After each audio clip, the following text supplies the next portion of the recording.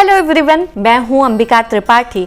तो देश को आज़ाद हुए 78 साल हो चुके हैं। बहुत सारी चीज़ों में बदलाव आए और आते रहेंगे, लेकिन कुछ चीज़ें हैं जिनमें अब भी बदलाव आने की बहुत ज़रूरत है और अब भी उन पर काम बहुत कम किया जा रहा है।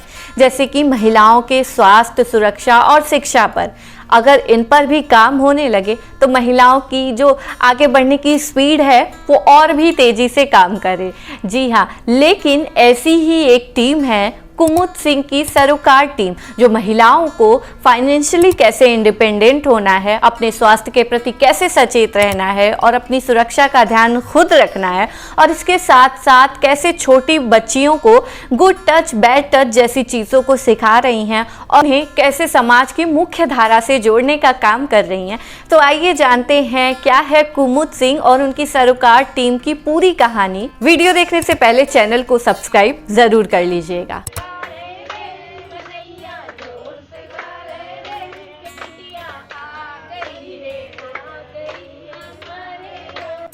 ये गीत जो आप सुन रहे हैं इसे सोहर कहते हैं। ये नॉर्थ इंडिया में शादी, विवाह या बच्चे के जन्म के समय या फिर किसी अच्छे प्रसंग में गाया जाने वाला गीत होता है। इस गीत को अक्सर शुभ अवसर पर महिलाएं गाकर घर के आंगन को और भी खुश मिजाज बना देती हैं। लेकिन ये सोहर अक्सर पुरुषों पर आधारित माना जाता है। इसमें गाए जाने वाले सोहर में घर के बड़े पुरुषों का नाम लेकर इसे गाया जाता है। इसमें महिलाओं का जिक्र बहुत कम होता है, ज्यादातर पुरुषों का ही जिक्र होता है। शायद आपको ढूंढने पर भी महिलाओं के जिक्र वाला सोहर बहुत कम ही मिले, लेकिन अब ये सोहर आप पुरुषों के मुंह से भी सुनेंगे जिसमें महिलाओं का जिक्र किया गया हो। जब किसी लड़की का जन्म हो रहा है और बहुत सारे पुरुष एक साथ मिलकर ऐसा ही सोहर गा रहे हैं, ये हो गई ना नई शुरुआत। हाँ, ये सुनने में जरूर आसान लग रहा है, लेकिन कुमुद के लिए ये बदलाव बहुत मुश्किल था। कुमुद कहती हैं जब 20 साल पहले उनकी बेटी का जन्म हुआ था तब उन्हें ऐसा सोहर ढूंढे नहीं मिल रहा था जिसमें वो अपनी बेटी के लिए कोई सोहर गा सके। बिटिया के जन्म के लिए कोई सोहर ही नहीं मिला। लेकिन आज बहुत सारे ऐसे सोहर हैं जो बिटिया के जन्म के साथ साथ उनकी उन्नति के लिए भी गाए जाते हैं, और इसके साथ साथ लोग सोहर लिखकर कुमुद को भेजते भी हैं और सब गाकर इसका आनंद भी उठाते हैं। 20 साल का कुमुद का ये लंबा संघर्ष तो रहा, लेकिन आज रिजल्ट देखकर वो काफी खुश होती हैं जब अपनी बिटिया के लिए वो ढेर सारे सोहर सुनने को पाती हैं। अपनी बिटिया के साथ साथ और वो बहुत सारी लड़कियों के लिए सोहर गुनगुनाती हैं, जिससे कि हर महिला को अपनी आवाज सुनाई दे सके। क्योंकि उन्नति की राह सिर्फ पुरुषों के लिए नहीं बनती, वो महिलाओं के लिए भी समान होती हैं। मध्य प्रदेश के भोपाल की कुमुद सिंह महिलाओं और लड़कियों को पंख दे रही हैं। इसके साथ ही उन्हें अपने अधिकारों पर खुलकर बात करने की भी साहस दे रही हैं, और इसके साथ ही कैसे महिलाओं के लिए मिसाल बन काम कर रही हैं। जी हाँ, 55 साल की कुमुद सिंह एक स्ट्रॉन्ग इंडिपेंडेंट वुमेन है, जो कि अपने साथ साथ बाकी महिलाओं को भी काम करने के साथ साथ फाइनेंशियली कैसे इंडिपेंडेंट होना है और इसके साथ ही कैसे खुद के स्वास्थ्य का भी ध्यान रखना है और बच्चियों को कैसे आगे बढ़ना है, ये सलाह देती हैं। कुमुद बचपन से ही एक स्ट्रॉन्ग गर्ल रही हैं, लेकिन जब वो छुट्टियों में अपने गांव यानी यूपी के प्रतापगढ़ में जाती थी तब वो थोड़ा सा डिफरेंस देखती थी। वहाँ पर वो महिलाओं को घूंघट करके काम करते देखती थी तो उन्हें थोड़ा अजीब लगता था। उन्हें बहुत बुरा लगता था कि महिलाओं के लिए चीज़ें डिफरेंट क्यों हो जाती हैं और पुरुषों के लिए चीज़ें डिफरेंट क्यों रहती हैं। महिलाओं को घूंघट में काम करना और इसके साथ साथ उनके लिए बहुत सारी चीज़ें अलग हो जाती थी। ये बात बचपन से ही कुमुद सिंह के मन में घर करती गई। जैसे जैसे कुमुद सिंह बड़ी होती गई वो इस डिफरेंस को देखती जा रही थी। लोगों में बदलते इस डिफरेंस को वो स्वीकार नहीं कर पा रही थी। उनको लगता था कि वो अपनी फैमिली में जैसे रहती हैं, वो उन्हें पढ़ाई करने का अधिकार है, बाकी चीज़ों का अधिकार है, तो ये तो अधिकार सामान्य है, ये अधिकार हर महिला को मिलना चाहिए। लेकिन ऐसा नहीं था। बाकी लड़कियों के लिए डिफरेंस देखते देखते बड़ी हुई कुमुद, उनके लिए ये बात सामान्य नहीं थी। कुमुद बड़ी हुई और कॉलेज में प्रोफेसर भी बन गई, लेकिन उनके लिए ये बात हजम अब भी नहीं हो रही थी। कुमुद एक दिन अपने पति से इस विषय पर बात करती हैं कि क्या वो महिलाओं के लिए काम कर सकती हैं अपनी जॉब छोड़कर, जिस पर उनके पति ने उनकी पूरी सहमति जताई और उन्हें बोला कि वो जो काम करना चाहती हैं वो काम करने के लिए वो सक्षम है। इसके बाद फिर क्या था, कुमुद अपनी प्रोफेसर की जॉब छोड़कर महिलाओं के लिए काम करना शुरू कर दिया। पहले तो उन्हें समझ नहीं आया कि वो महिलाओं के लिए काम कहाँ से शुरू करे, कैसे करना है, लेकिन बस काम करना है, ये मन में पूरी लगन था। इस लगन के अनुसार वो आगे बढ़ती गई। जॉब छोड़ने के बाद कुमुद धीरे धीरे महिलाओं के झुग्गी झोपड़ियों में मिलने जाने लगी। महिलाओं से मिलती थी, बच्चियों से मिलती थी, उनके बारे में बात करती थी, उनके हाइजीन पर बात करती थी। धीरे धीरे लोगों का जब इस बात पर नज़र पड़ा तो लोग उन्हें कहने लगे कि अपना काम छोड़कर आप इन चीज़ों पर क्या ध्यान दे रही हैं।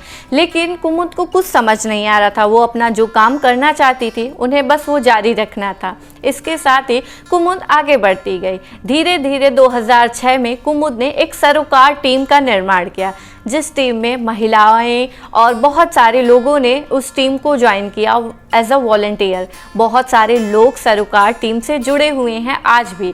कुछ डॉक्टर्स महिलाएं हैं, तो कुछ इंजीनियर, तो कुछ पार्षद भी हैं। तो बहुत सारी महिलाएं सरोकार टीम से जुड़ी हुई हैं। पहले ये टीम बहुत छोटी हुआ करती थी।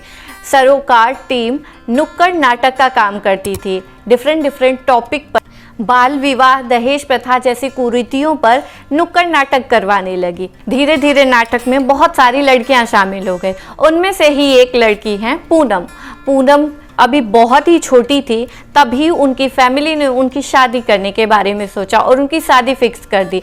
लेकिन पूनम ने जो नुक्कड़ नाटक में चीज़ें इस्तेमाल की थी, जो उन्हें राय दिया गया था, वही राय उन्होंने अपने परिवार को दिया और समझाया कि उन्हें अभी पढ़ाई करनी है और वो अभी शादी के लिए बहुत छोटी हैं और वो जब पढ़ाई कर लेंगी तब उनकी शादी की जाए। जिसके बाद पूनम की फैमिली इस बात पर राज़ी हो गई और पूनम आज MBA कर रही हैं और इसके साथ ही वो जॉब भी करती हैं। जब ऐसी चीज़ों को कुमुद ने नोटिस किया तब उन्हें लगा कि वो सही रास्ते पर जा रही हैं और उन्हें इस पर आगे बढ़ना चाहिए।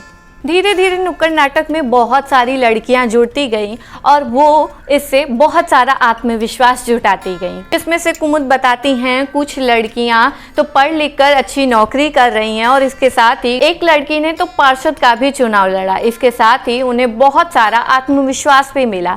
जो भी करना चाहती हैं वो कर सकती हैं। इसके साथ ही कुमुद अपने आसपास के कॉलेज और स्कूल्स में भी जाती हैं, जहां लड़कियों को पितृसत्तात्मक सोच के खिलाफ संवाद कार्यक्रम की भी शुरुआत की है, जिसमें वो स्कूल कॉलेजेस की लड़कियों को शिक्षा, स्वास्थ्य, सुरक्षा और इसके साथ ही सम्मान की बातें समझाती हैं। और इसके साथ ही सरोकार टीम स्कूल कॉलेजों से कोऑर्डिनेट करके बच्चों को जेंडर संवेदनशीलता की जानकारी भी देती हैं, जिससे बच्चों की समझ विकसित हो।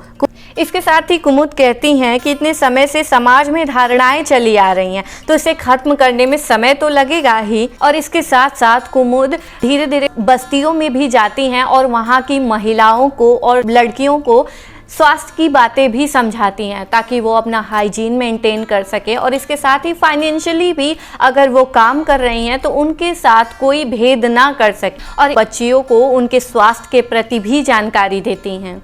बात करें सरोकार टीम की, तो सरोकार टीम 2006 में इस्टेब्लिश की गई और इसके साथ ही अगर बात करें, बिना किसी खर्च के बहुत सारे वॉलंटियर्स सरोकार संस्था से जुड़े हैं, जिसमें कुमुद के नुक्कड़ नाटक ने लोगों को ज्ञान दिया और साथ ही आगे बढ़ने का जज्बा भी। हाल ही में मार्च 2024 में कुमुद सिंह को बहुप्रतिष्ठित माजा कोएन अवार्ड से सम्मानित किया गया है। इसमें हाउसवाइफ से लेकर डॉक्टर तक वॉलंटियर का काम करते हैं, जिन्हें जब समय मिलता है तब वो बच्चों को, महिलाओं को शिक्षित करने में अपना समय ज़रूर देते हैं और सभी बारी बारी से सरोकार टीम के साथ काम करते हैं।